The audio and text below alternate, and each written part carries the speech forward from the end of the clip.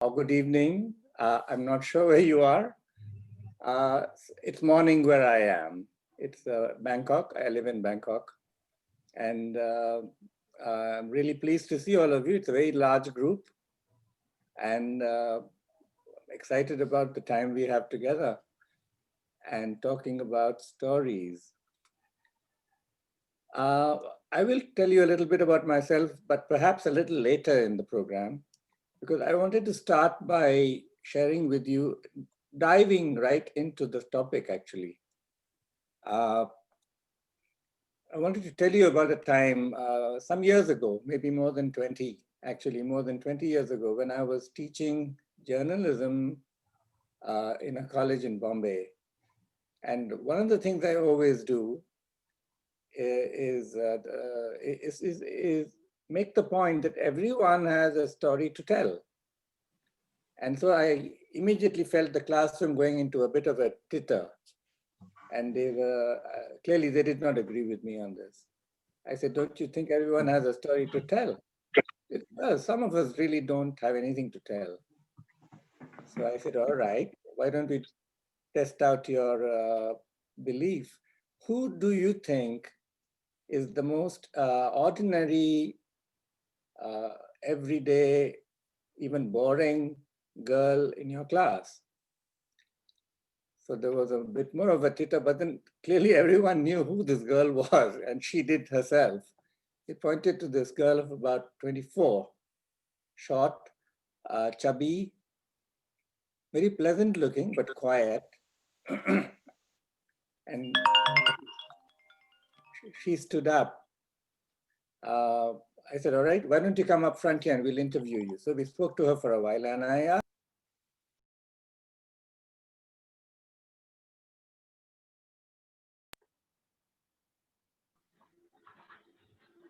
I'm sorry, I got muted. I don't know how much I missed, you missed of me.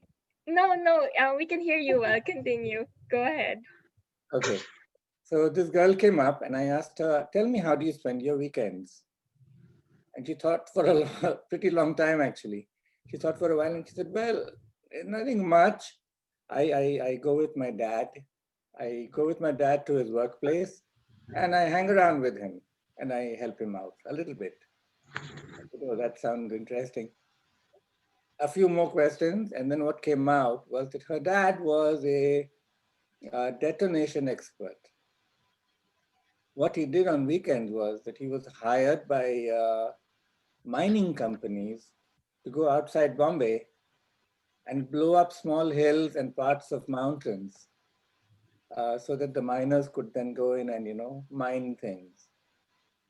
And what he did was he would go up to the hill and he would plant all the dynamite, and his little girl would be sitting a little distance away. And when he gave the signal, she would press the plunger and blow up the hill. And this was for her an average weekend.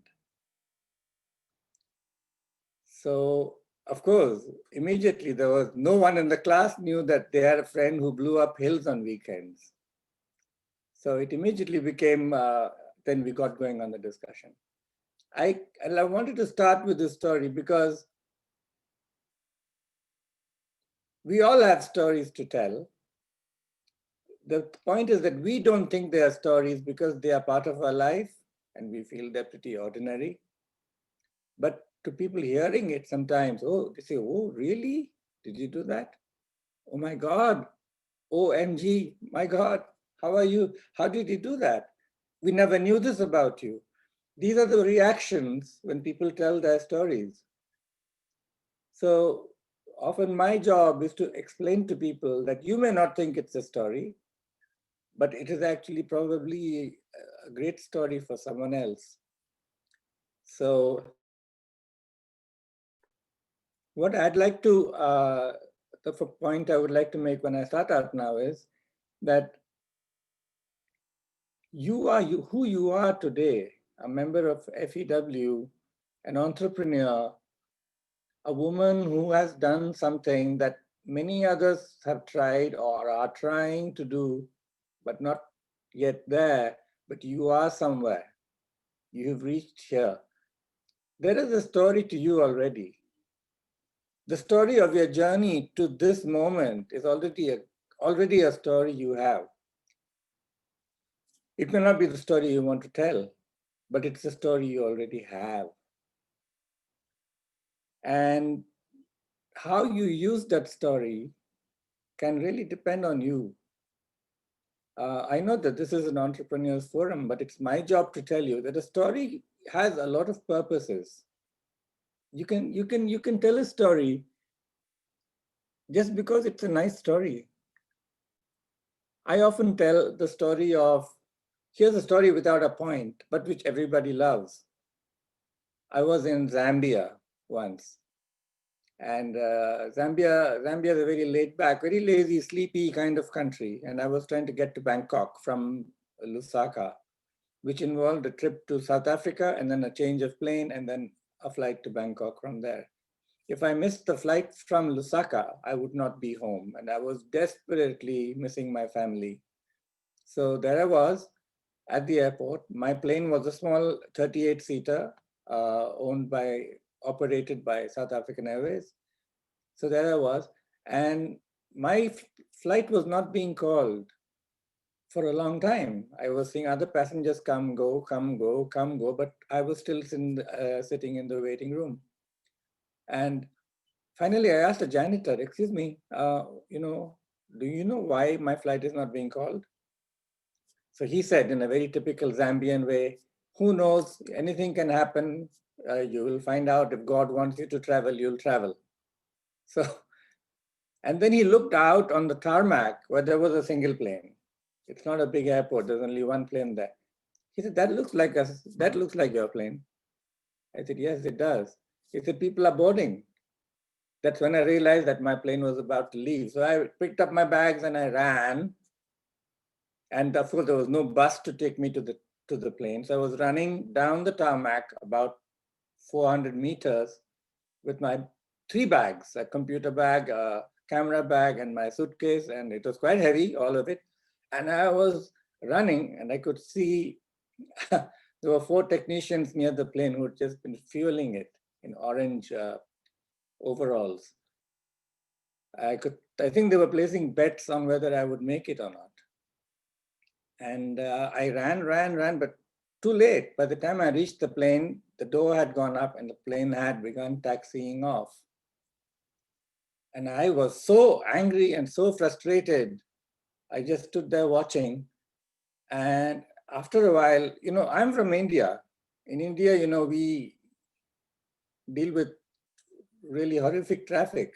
We're used to catching double-decker buses that are going faster than that plane was going. So I began running after the plane. It reached the runway, it turned right, it was going to go up to the end of the runway and then speed up and take off. I don't know what got into me. I wasn't even thinking right. I just went straight into the middle of the runway and stood in the path of the plane and held up my boarding pass. And the plane was coming. It had not yet speeded up, a very small plane. And of course, it couldn't speed up because I was there. And it finally stopped about 20 meters from me. And I could see these 2 large South African pilots swearing in Afrikaans, I guess. And then, of course, the door opened. They saw my boarding plane. And I reached Johannesburg. And I think I'm the first person in the world who stopped a plane on the runway with a boarding pass. And that's a story I tell at parties. It has no point. It doesn't say something about me. I don't think it inspires anyone to do the same thing themselves. But it's a great story. And that is really one reason why you can tell your story. Here's why it's worth even telling stories that do not make a point. When people hear your voice, you become real to them. If you have a staff of 20, 30, 40, or if you have a network of people who work for you, for them to hear your voice makes you real. The one who speaks, they say the one who holds the mic is the leader. So having stories to tell is a great way to just be in touch. That's the smallest reason why storytelling is a wonderful thing to do. When I ran my own organization of writers, I used to tell them stories, not about myself, but sometimes about other writers. So when you tell stories, you actually bring to life something, you create a bond with the people you're talking with. And there is for the duration of the story, you're a community. You're a community of listeners. It's the oldest tradition. It's the oldest tradition in the history of man that an old man sits down with his pipe and there's a group of people around him and he starts once upon a time and everyone is rapt, everyone is listening.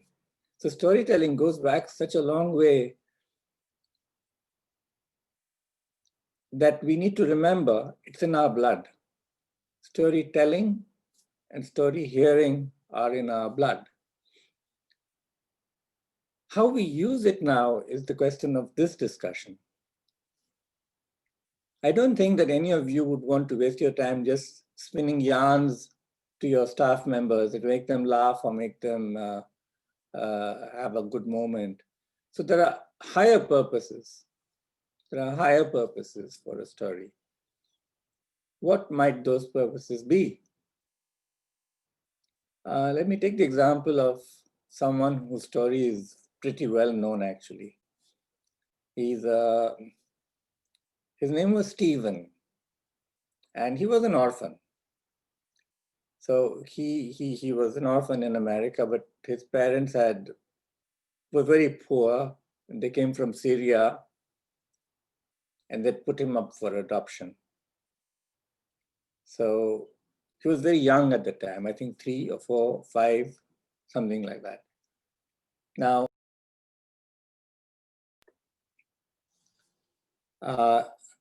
he was adopted by another very poor American family, but white American family, Caucasian. They adopted him, they named him Stephen, and they brought him up. They loved him. He was their only child. And even though they did not have much money, they really wanted to give him an education. They wanted him to be someone, in his life. It wasn't equally clear that Stephen wanted to be someone in his life because he wasn't doing terribly well at school. He was very whimsical. His interests seemed to be eclectic and diverse and fleeting. His interest would jump, his attention would jump from thing to thing. Then when he went to college, by that time he knew his parents struggled to pay for his tuition. So at one point he quit college. He never told anyone till much later that the reason was his parents' poverty, but he did quit. And then he joined a smaller college where again he didn't do very well. He joined a course and dropped it. Then he got interested in calligraphy. He joined a calligraphy course. That fascinated him. He was completely taken by calligraphy. But then that finished, and of course, there's no future in a profession as a calligrapher.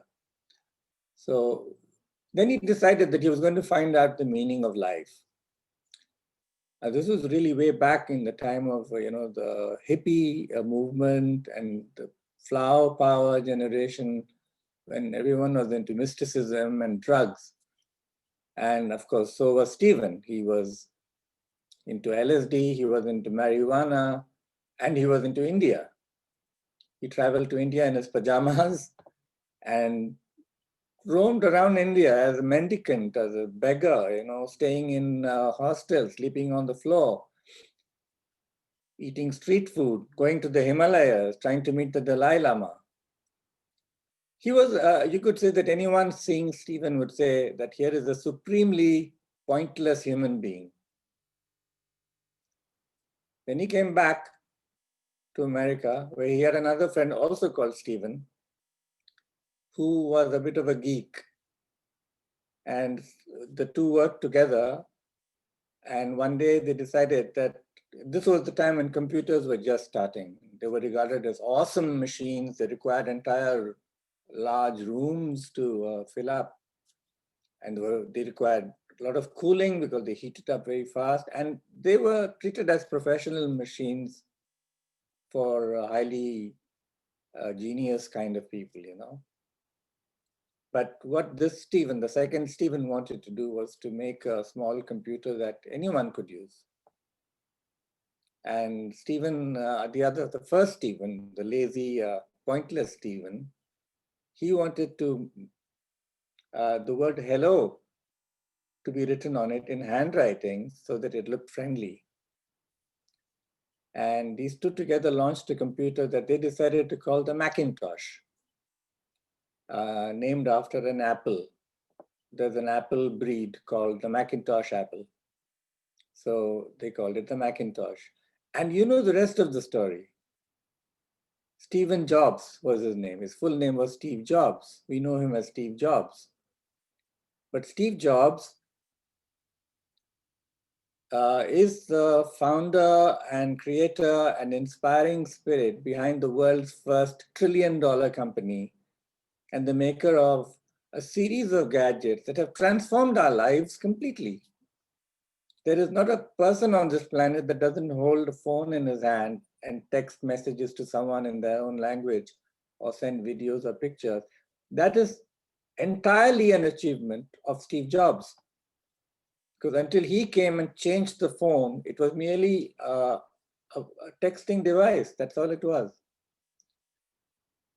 And that is only one of the things he's famous for. He's famous for the Mac, he's famous for the iPad, he's famous for making the computer something people use.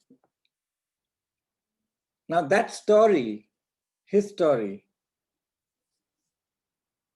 he told it finally at a commencement speech at a university in, I think it was Harvard or Yale. And by that time he was pretty close to his final years. And he told his own story. And of course it was completely riveting. He had so much to share about how to live life. He was a minimalist, like the Macintosh, which is so elegant. His own life was equally elegant. He had just one table, one bed, no ornaments in his house.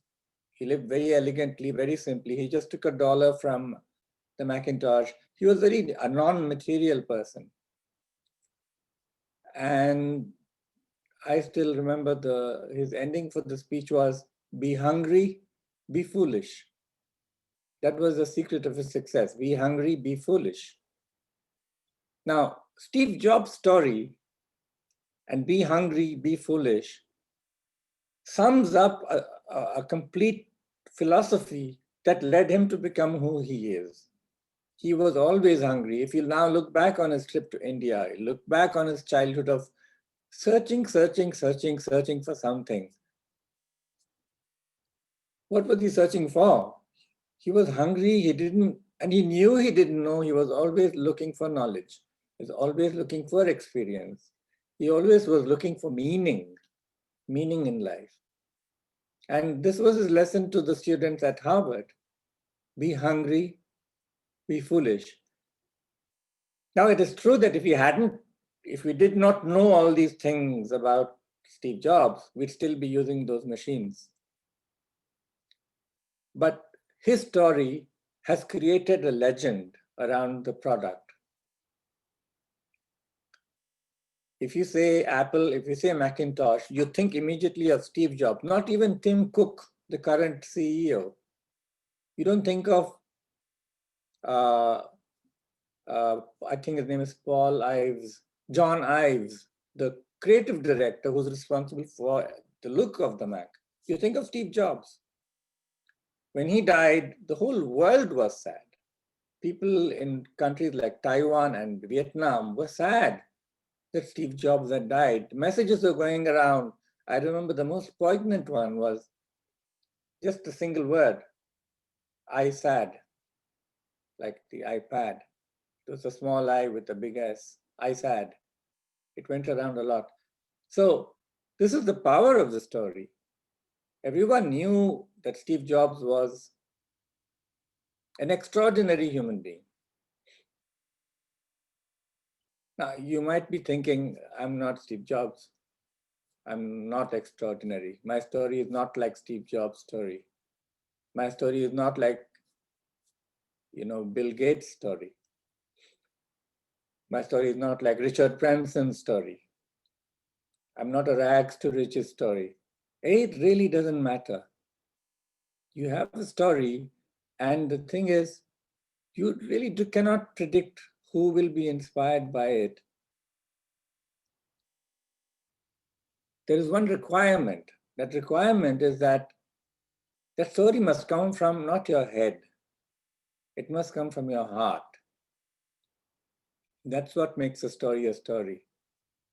If you sit down with a piece of paper and say, this is my vision, this is my mission, these are my actions and goals, what should my story be? And follow a kind of a committee process and have people give their ideas and finally come up with what you think should be your story. That's going to be a little dry. But a story that comes from you, imagine that you were sitting in a living room with a bunch of people and someone asked you, how did you become who you are?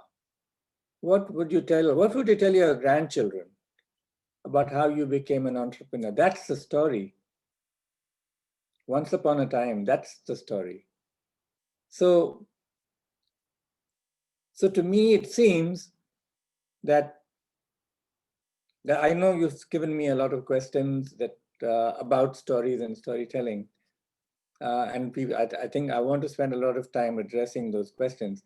But I do want to conclude this small part of the beginning by saying that, firstly, each one of you has something to say. Number two, finding that something is really an important part of your introspection. Deciding whether you want to share that story is another part of the introspection. And finally, how you will tell the story, that's where it is. That's where the game is. So with this short introduction, perhaps, unless Crystal wants to add something to this, perhaps we could go and take some questions from you.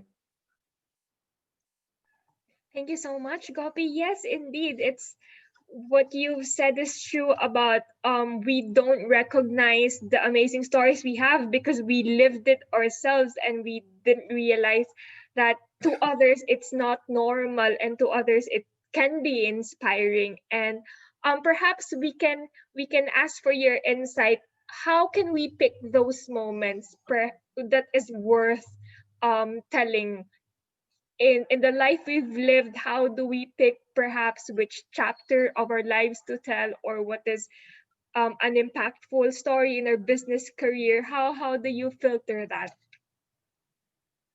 That actually shouldn't be difficult at all.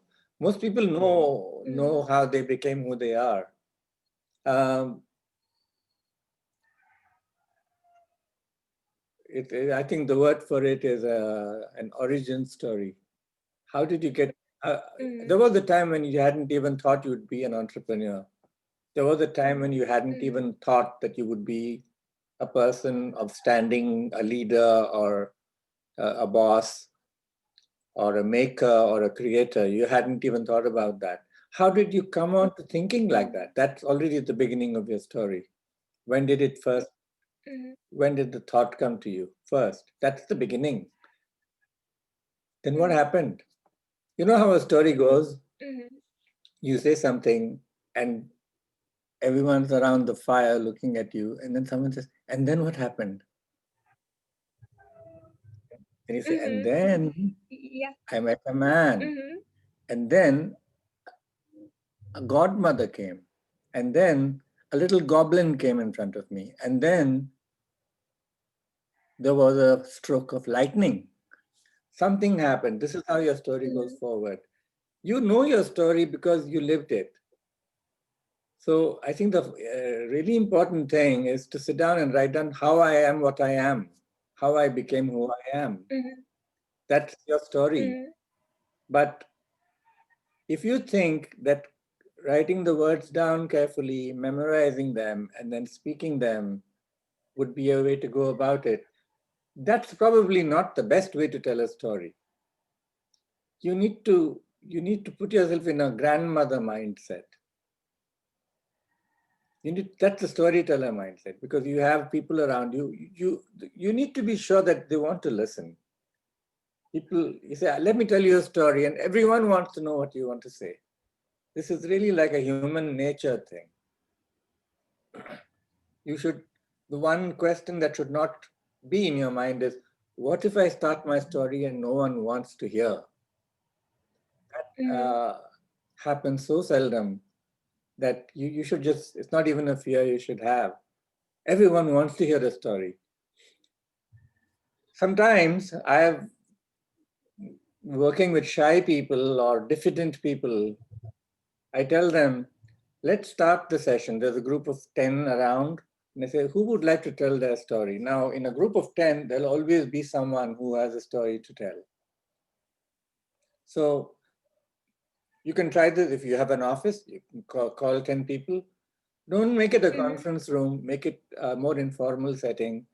Sit on the floor if necessary and say, okay, I would like to know, I would like to hear everyone's stories on how you became who you are now. Okay, and throw the floor open. You'll be the last one to speak, but if you want to warm yourself up, listen to other people tell their stories. Some will be shy, so don't force them to speak, but some will not be that shy. So there'll always be one or two who speak, put their hand up and they'll speak. So once the ball gets rolling, people warm up and then more and more begin to speak. And at some point they say, what about you, ma'am? How did you become who you are? And that's when you'll find your story coming out.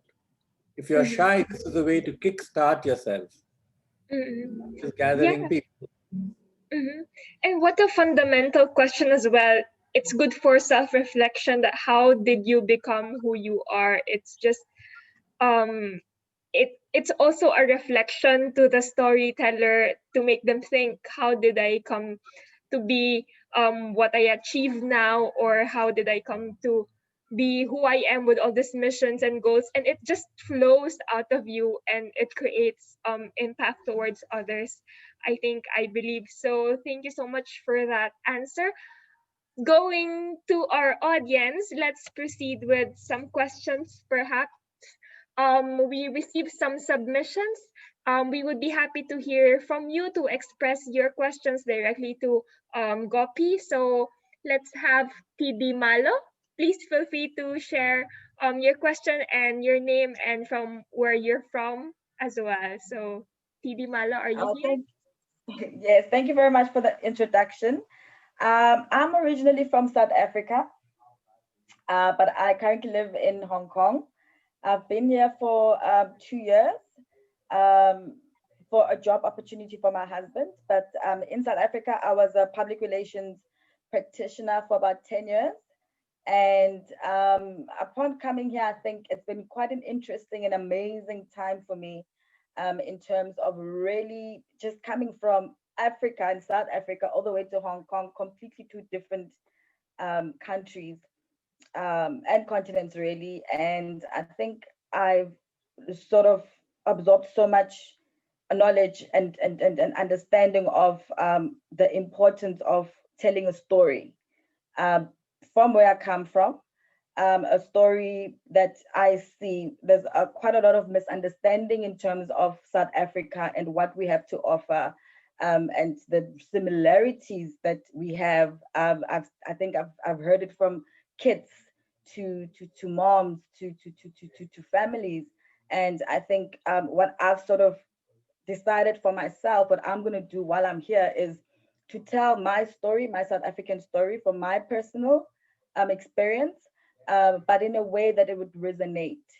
So I think my question is, how do I take my personal story and assist in terms of making it resonate, but in a way that it will be impactful to a global space? I think that's sort of where I am, and I'm trying to figure out how do I do that. Thanks for that question, Tidimalo, right? Yes. Can I ask you a counter question first? Yes. Why do you want to impact the world? I think I want to impact the world because of the conversations I've had. I think the conversations I've had from back home as well as here, and how there's so much a misunderstanding and an interest from both continents and worlds to understand each other. But I just feel like there is no platform, or there is no a vocal point of view where we can have other creative stories in terms of how both the worlds work and how to bring them together and bring some understanding. I think for me, what I've always heard from this side is South Africa is an amazing tourist place. So people know tourism. But I think I want to sort of give them more information about our African tradition, our music, our culture, so that they understand South Africa in a better and a deeper way, from children to moms as well here. I get your question now. All right. I should say that I think that what you are trying to do is probably a little bit left or right of what we are discussing today. This is, you want to do something which is not your story. You're not talking of sharing your story, but to create a conversation that results in a better understanding of your culture, your people, your place. Yes. That is a little different from telling your story. It sounds like more like you, in fact, as you spoke, I was thinking that you want to moderate a discussion where people start discussing, talking to each other. And it's almost like what Crystal is doing here today. So there's a group of people and we are all in conversation because of her. Maybe this is what you're thinking of. Yes. And that there are many ways of doing that, but I don't know if we should go into that at this meeting. Although I'm available, we can chat about this. This is one of my favorite topics, how to get people talking and coming to a consensus. But this is not what I mean by telling a story. Telling a story is a personal thing. It's you and what made you who you are. And everything about your life comes into the picture there. Yes. And so that's where we are right now. Did I answer part of your question? Yes, I did. And thank you. Okay. Yes. Thank you so much, Tidimalo. And thank you also, Gopi, for the response. Yeah, amazing crowd. We have people not just from Hong Kong, but also from the US, UK, and South Africa. So thank you so much for joining. Let's move on to another question from Shobna Naomi. You submitted a question. You might want to unmute your microphone to express it to Gopi. Shobna, are you here?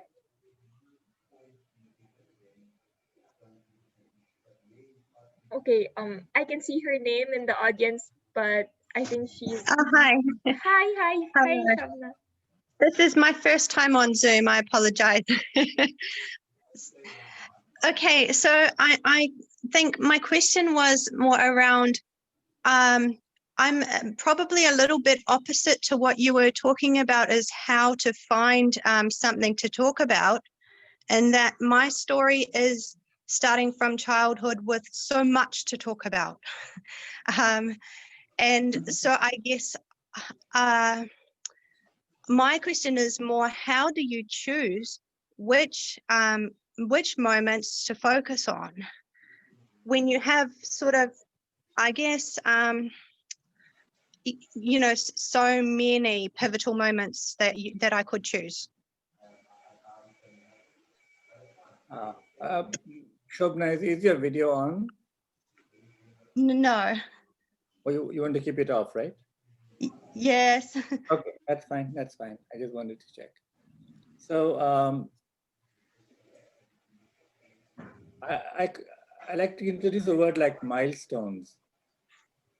Um, I often use milestones to figure out where the story starts and ends. For example, in my own life as a writer, one definite milestone that I recognize is the time when I decided that the price I was willing to pay to be a writer. And I'll just tell you the story. It'll give you an idea of how a story sounds. So now, I want to say that your life story is not the story you want to tell. It's a part of your life story, and usually you would like to pick parts of your life story that make a point or that illustrate something that you want illustrated. So a story is an answer to a question. So if somebody asks me, how did you embark on your career in journalism? Then I would say this story. I would say my father and mother and my siblings and I lived in Delhi, and I had just finished school, and I was already fascinated by words and writing, but I was not a writer yet, though I edited the school newspaper. And then my father announced that he was being transferred to Bombay in the course of his work. They would all be leaving by train on a particular date. And it was exactly when I was looking for a college to join. My father wanted me to be an engineer or a chartered accountant. These were the two big ones then, or a doctor. He was an engineer. I wanted none of those things. I'd already found a small group of writers who were bringing out a small publication with their own efforts for free. No one was being paid. And I loved that group, and they loved me, and I was a kid in the group. And I just wanted to be there with them. But my father wanted me to join a college, and I wasn't getting into any, and I had no interest in college. So eventually, he said, if you can get into any college on a subject, we will consider your request. So I applied for any course with the intention to just join whoever said yes, finish. Be it geology or economics or English or mathematics, I didn't care. I just wanted to be in a college. But at the time they were to leave, I had not yet joined any college. No one had accepted me. But I didn't want to leave Delhi. Here's what happened. Here's the heart of my story. We were all at the railway station. Everyone was in the train. I was in the train. I was a little scared of my father. He was a stern man. But my mother knew all about my plan, and she blessed it. And I waited and waited. And then there's a time when they blow a whistle so that all non-passengers can get off the train. When I heard the whistle, I mumbled something and I left the train and went outside. And as the train moved off, I waved goodbye to my parents. I still remember the look on my father's face. I didn't know where I would stay. I didn't know what I would do. I just knew that I didn't want to be on the train leaving Delhi. And he said, all right, if you think writing is such a great idea, then you don't need my support. And he cut me off then. He said, no more money for you. You can support yourself. And I did. I wrote, earned money, paid my tuition, paid my house rent, paid for my food, and a few cigarettes. And after a year, he realized that I wasn't dead. I was still there. I was in a college. I was on my own. And he did what a good father should do. He hugged me and said, I'm so proud of you. And he paid for the rest of my education. That's my origin story. That's my starting story. All of you have a story like that. To find that story and tell it as it comes from you, with pauses. It doesn't have to be perfect English. If it's coming from your heart, it will hold anyone's attention. You don't have to be an articulate, you don't have to be an orator to tell your story. Of course, you could write it as well. So there'll be other stories like this. The first time you hired someone, the first time you learned the value of integrity, the first time you lost a job, the first time you went bankrupt, the first time you crossed $1 million in profit. So there are milestones, these are milestones. And I think that that's a good way to try and find the stories. You know, maybe you write the whole thing down first, but then start looking for these little mini stories embedded in the long story. Each one becomes a story. Although, to be completely candid with you, Shobna, I don't think that it may vary from person to person, but for many people, storytelling is something that should, you know, it's just something you want to share. It comes from within, it bubbles up. It bubbles up. You're talking to a junior in your office and you say, look, don't lose heart. Doesn't matter if you didn't meet your sales target. Here's how, when I was working, and then there comes a story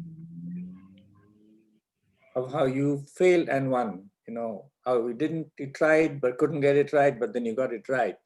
These are all the stories that we use to inspire people who work with us. Did I answer you? Yes, thank you so much. Welcome. Yes, thank you so much, Gopi. And just to mention, you told the story about the Steve Jobs earlier, and I can say that it really matches your outfit for today, the iconic black turtleneck. So I wonder if that was meant for your story or was it planned? Yeah, That's just how it happened. I never think of myself as a Steve Jobs or anything like that. So proceeding to our next question, maybe let's have Melissa. You submitted a question as well. Would you like to express it directly to Gopi? Please feel free to unmute your microphone. Melissa? Hi, sorry, can you hear me? Yes, we can hear you. Oh, okay, great. Actually, my question was similar to the previous question answered. Yeah, it was just your everyone's stories are so long, right? Yeah, you just have so much to share. So the one takeaway I had that was good was to pick my milestones to share. Yeah, so thank you for that. I think my question has been answered. Okay, thank you so much. Great to know that we're hitting two birds with one stone with your questions answered. Maybe we have a good question as well from Megana Agni. So you mentioned something about telling stories of women with societal expectations without and expectations for humility, and how do we deal with that? Maybe you would like to express your question to Gopi directly, Megan? Yeah, hello. So my question was, how can women tell their stories without breaking the societal expectations of humility? Because stories told by women may be seen as sort of self-promotion, which can be off-putting to others, especially other women often. And so how can you tell a story about a personal experience or maybe a personal triumph without, you know, putting people off? Megan, now which country are you from? I'm in the United States right now. You feel these expectations in the environment there? Yes, very much so. So because specifically, I think at work, you know, there's a big difference between how men speak about things they've done and how women do and how it's perceived. And if a woman speaks about something that they've done, it's not okay. But so basically women don't self-promote, but then if they don't, then they don't get the respect that they could have because maybe they have more experience, but they just don't have a forum to tell. what they've done. So that's kind of what I'm talking about. All right, I hear you. I think there are 2 or 3 points I bring up in response to what you're saying. The first one is about the medium that you use. Although we keep saying telling your story, and it sounds like you're speaking your story, but that's not always, you don't always have to be sitting telling someone your story. Oftentimes, there are various other media where you can express your story. And some of them are not that overt, and therefore, of course, they would all get comments. So your point is still valid. But you can express yourself more overtly or more covertly. And I think a blog, for example, is a great way to put your story out there, knowing that it will be found. You're not in anyone's face when you write a blog. But in a group of people, when you say, okay, here's my story, that can be seen as intrusive. And you're right. Many men feel threatened by that when a woman tells her story. The question you've raised is actually one of not only gender, but also a question of power dynamics. If you were the boss in that place, if you were Indira Nui, for example, no one would have any objection to you telling your story and taking as much time as you like to tell it. So there's a power dynamic here, and it's clear that if you are not senior or superior or the more powerful person in the group, your story may be treated or accepted in a different way. By the way, I'm not entirely sure that that pertains only to gender. It's not only women whose stories are unwelcome. I'd say, for example, if you were a person of color in a group that's of a different color from you, your story would be treated very differently if you're the minority. If you were, for example, in an office of many women and there were 1 or 2 men in the group, I'm sure your reaction would not be, you wouldn't have this issue.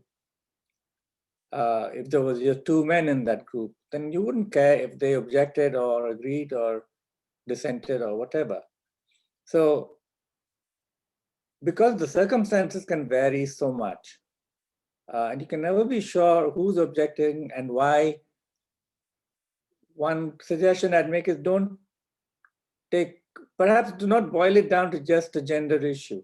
There are many issues at work, at play when you tell your story. But if you feel diffident, that's inside you, and you feel that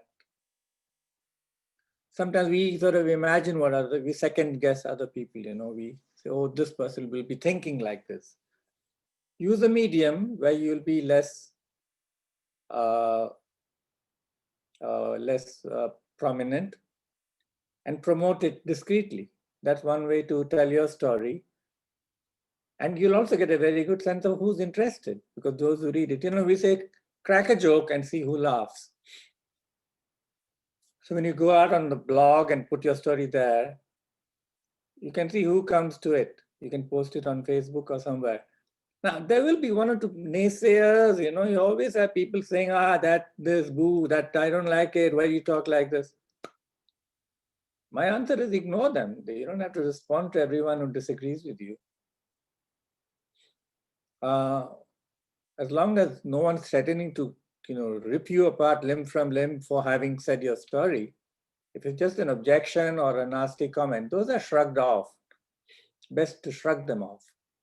Because not only women in the field of men, but colored people in the field of differently colored people, disabled people in the presence of abled people, all kinds of groups are at the receiving end of negativism. And you can't really stop the negativism, so you can just ignore it and focus on your story. Does that make sense? Did I answer a part of your question?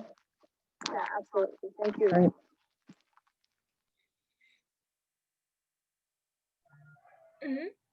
Yes, thank you so much, Megan, for that wonderful question. It's indeed it's not, we're not in the same level, unfortunately, with the current social expectations, but I hope this is changing over time, and with all of our efforts, it's something that we can overcome. So we have a question. I think Julia is raising her hand, if Crystal, that's correct. Crystal, I'm sorry. I just wanted to add a point to Meghana, just a Uh-huh. quick one. Meghana, the other quick point here is that, we don't tell a story to score a point. So there's no question of one-upmanship when you tell a story. It's not a one-up womanship. You're not telling a story to prove superiority. And therefore, the well-told story is not trying to say, I know better than you because I've had this experience, so trust me, I'm better on this. That is offensive to many people. So bear in mind that a story is just you telling something that mattered to you. You're not trying to prove anything about yourself vis-a-vis other people. Thank you. Okay, so let's have two last questions, one from Julia and one for Triksha, I think. So Julia, please go ahead. Yeah, I had more of a comment on the previous question. Being an American and also understanding and being a woman architect who spent my entire career in a room being in the minority. I think there's another way besides, or like to suggest a different way besides doing a blog, and that is to work with your team and your boss to organize some type of event, a meeting, a lunch get together or whatever, where everyone can share their story, so that you're not putting yourself out there. And the push for inclusivity and equity in the United States right now is extremely high. I don't know what organization you're working for, how many people there are, how organized it is, but there's a huge trend right now that leaders are trying to be as inclusive as possible. And I think soon it's going to be that their bonuses and packages are going to be based on their ability to be inclusive and equitable versus just crunching the numbers at the end of the day. So another possibility might be to enlist the camaraderie of the whole team to share stories together, so everyone can have a better understanding of where everyone else is coming from. So that's just a quick suggestion. Thought. Thank you so much, Julia. We do appreciate your suggestion as well, and your additional input. Thank you so much. And what an amazing achievement you're doing yourself as a woman architect in a male-dominated industry of construction and architecture. So congratulations on that. Hope we see more women in the industry as well. So oh, I forgot that my story. So let's have one last question from Tahia. Hi, Tahia. Please feel free to unmute your mic. Hi, I'm Tasmia. I'm from the UK. This has been a really fascinating discussion. Thank you for organizing this. It's been amazing. My question was around self-preservation when we're telling our stories. A lot of our stories come from places of trauma, not necessarily how can I say, not necessarily significant trauma, but there are parts of it that really shape where we are and what the steps we've taken to get where we are. How do we self-preserve when we're telling these stories and opening up to others, and does it make it does it make it disingenuous if we are not opening up those parts because we are scared of the scrutiny that those parts might come? And equally, just from the previous question, I think particularly on the point of having more inclusive spaces, also how do we kind of protect ourselves from that situation where suddenly the onus of forwarding a discussion on something like discrimination, something like whether it's racial, gender, or so forth, suddenly gets handed over to you as being the only person of color or being the only woman in a particular space. So we know that after the Me Too movement, for example, if you are working in a very male-dominated place, a lot of women are suddenly asked to kind of speak more and educate us, but how do you self-preserve yourself from that, where all you're doing is just telling your story to validate others, as opposed to kind of really tell your story because there's something to learn from there.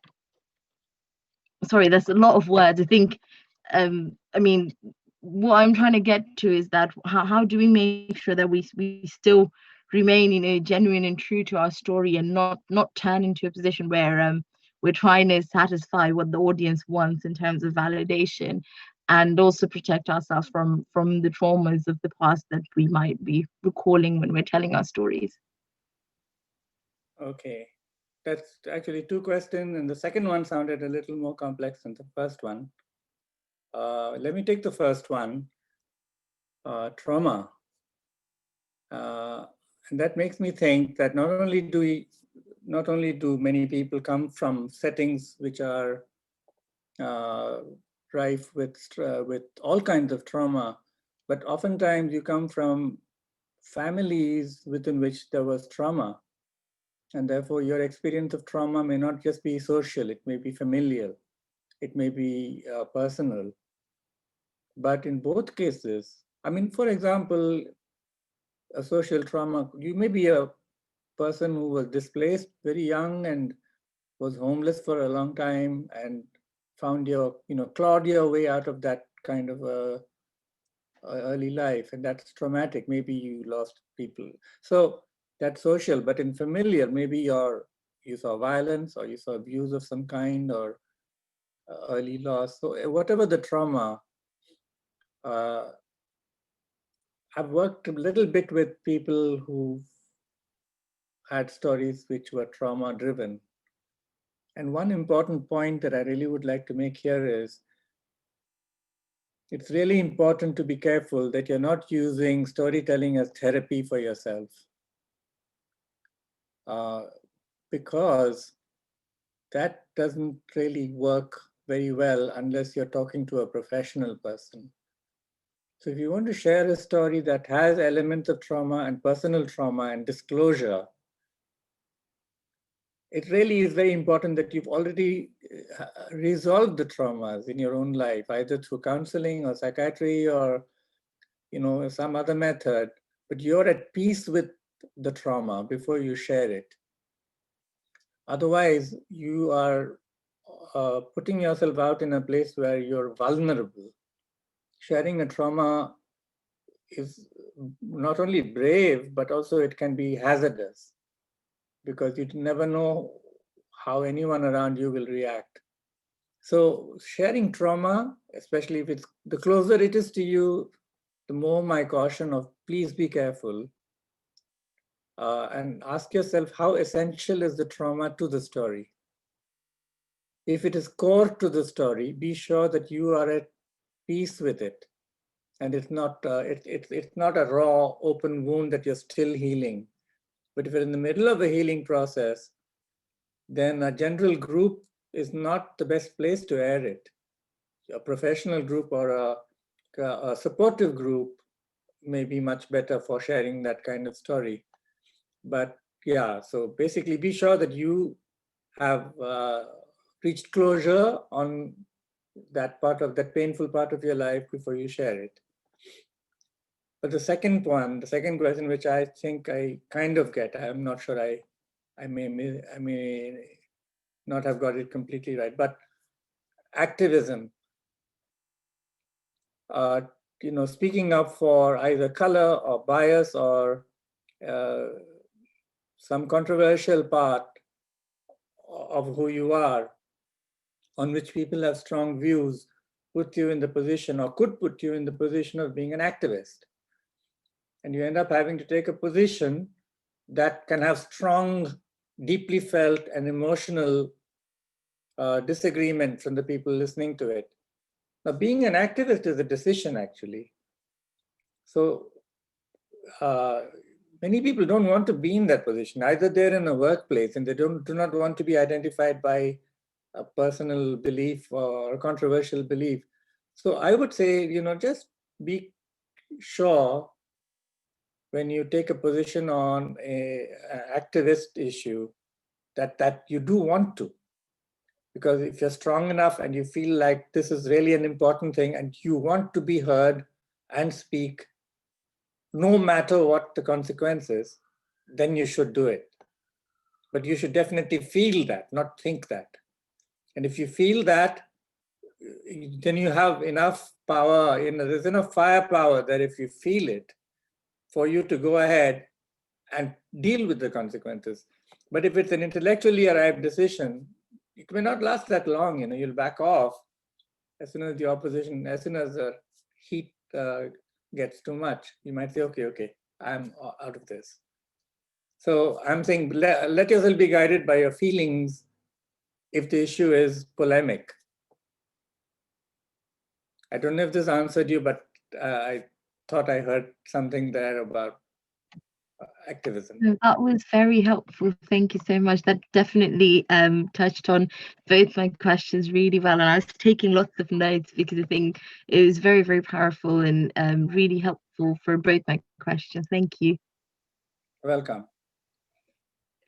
Thank you so much, everyone. So I know there are other questions from our audience, but unfortunately our time is a bit compressed and we weren't able to entertain the other questions. Hopefully you've had great insights nevertheless. And if you like this content, we would be happy to host more sessions for you. And we do have our weekly session, which is all about women empowerment, business, and everything that can help you with your resources. So let's thank Gopi again for his time today. Thank you so much. Thank you so much.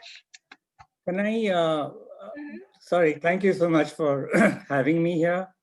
I just want to say that if anyone has questions, which they really wish they could have gotten an answer to, I'm available to respond. If you just email me, I'm very happy to respond. I'm sorry we couldn't deal with all the questions, but I know they are important to some of you. So please feel to get in touch. I don't know if the email address is available. Crystal might have it. So for those who want to get connected to Gopi, you do have our WhatsApp group. So feel free to approach me and then we'll connect you with Gopi. On the other note, we also have the link of the Female Entrepreneurs Worldwide membership, social media, YouTube account, and other means that you can get in touch with our team. So those are accessible to you. Please feel free to maximize it. And we'll see you in our next session next week. Thank you so much, everyone. Thank you. Thank you.